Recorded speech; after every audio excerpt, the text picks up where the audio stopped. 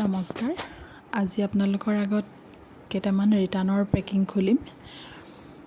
Return আহিছে 4টা, তাৰে 2টা কুৰিয়াৰ ৰিটাৰ্ণ আৰু 2টা কাষ্টমাৰ ৰিটাৰ্ণ। এইটো এটা কুৰিয়াৰ ৰিটাৰ্ণ হয়, যিহেতু কুৰিয়াৰ ৰিটাৰ্ণ ইয়াত একো প্ৰব্লেম নাই। এযোৰ পিংক কালাৰ কটনৰ মেখেলা চাদৰ স্কিন প্ৰিণ্টিং কৰা আছিলে। আৰু এয়াও এটা কুৰিয়াৰ ৰিটাৰ্ণে হয়। আহকচোন চাওঁ ইয়াতনো কি আছে। কুৰিয়াৰ ৰিটাৰ্ণ মিছত প্ৰথমবাৰৰ বাবে এটা অভিজ্ঞতা।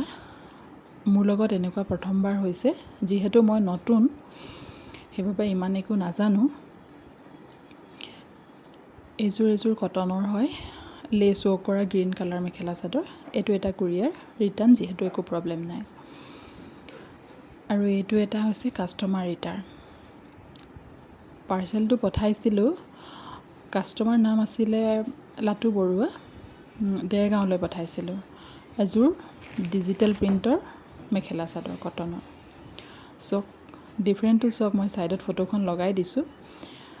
পঠালোঁ কোনযোৰ আৰু তেখেতে মোলৈ ৰিটাৰ্ণ কৰিছে এইযোৰ। কিন্তু তেখেতে লিখিছে ৰিটাৰ্ণৰ অপশ্যন ডিফেক্টিভ। যদি ডিফেক্টিভেই আছিলে মই পঠোৱা কাপোৰযোৰ, কিন্তু মোৰ কাপোৰযোৰ নিদি আকৌ সেইযোৰ কি কাৰণে পঠালে? আৰু এয়া আছিলে 2খন পকোৱা সূতাৰ চাদৰ, কাঠিয়েৰা মাটিশালত বোৱা আছিলে। কিন্তু তেখেতে ডিফেক্টিভ বুলি চাদৰ 2খন ৰাখি কিন্তু মোলৈ এনেকুৱা এখন চাদৰ পঠাইছে।